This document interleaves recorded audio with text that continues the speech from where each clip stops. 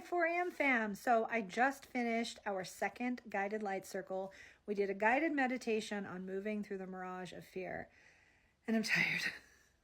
That one was chock full of information. I really kind of went for it to the point where I didn't have time to talk about all the different techniques that I wanted to share. And maybe that's perfect anyway, because I'll share them here with you. The overall thing that came through was about this phase in Earth's plan, about this ascension to the fifth dimension. That's what people have called it, the new Earth, the shift. This lighting. What's with my lighting? Sorry, ADHD brain. Okay. So I really gave the high-level overview of why chaos is erupting on the Earth's stage. I can't talk. And how important it is as part of the overall plan. But just because it's erupting does not mean it's for you. It can serve a purpose in your healing and transmutation. But if you've been doing the work, then this isn't for you. And you can move on to the higher timelines. But if there is more for you to do, it's all good. It's okay. Life's a journey. We're all here to heal. It's okay. So I did share a healing exercise in that it's a process that you can use to dig deep within your fear, because so many things we're afraid of right now, and not just fear, despair, anger, disgust, all the gross that we're feeling right now. Yes, they are about what's happening now, and they're about something bigger. This is a massive triggering on a world stage, and triggering can be necessary for the process of healing so we can really dig deep and get those buried traumas that haven't been fully resolved. Everything you're freaking out about now has an anchor to something deeper. It reflects a bigger pattern. It reflects a buried pain. So this process right now is very, very important and very purposeful. I also cover a lot of this information in my online class, Emotional Mastery. I keep talking about that class because it's so relevant. It's so relevant. So if you want help working through your emotions, that's a fantastic course. It's 3 audios and a workbook. It comes in around 90 minutes, something like that. And so it's not a huge investment of your time. Go check it out if that's going to be interesting to you. Okay, so here's one of the healing exercises I didn't get to. And this one is for a lot of times when we feel an intense emotion and we try to kind of gaslight ourselves or bypass ourselves, and we want to go straight into the good feeling. And no matter how hard we try, that doesn't work. Or we can't stay, or we're not fooling anybody. And that's because our emotions have messages. I talked a lot about this in the webinar. Our emotions have messages, and if we don't take the message, they get louder and louder and louder. And that's why we cannot bypass all the way from fear to joy.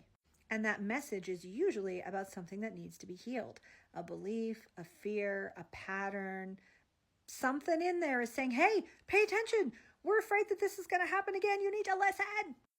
So in that webinar, again, there's exercises to walk you through what is this fear trying to tell me? What is this emotion trying to tell me? But in the meantime, here's an exercise to get you out of fear and to move upward on the scale of emotionality. So the first thing is to start exactly where you're at. Name the emotion. Feel the emotion. Let it rise. Let it surface.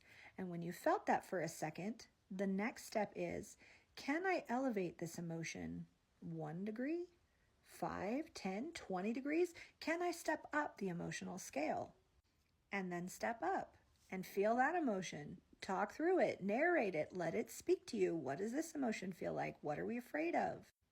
And when we've gotten out of that one, then we say, okay, can I elevate another 1 degree, 5 degree, 10 degrees? And we do this again and again and again. So this is helping us release the pressure valve on the most intense emotions, allowing that emotionality to settle so we have more access along our emotional bandwidth to go higher, to go into relaxation, to go into acceptance, to go into peace, all the way up into joy, love, elation.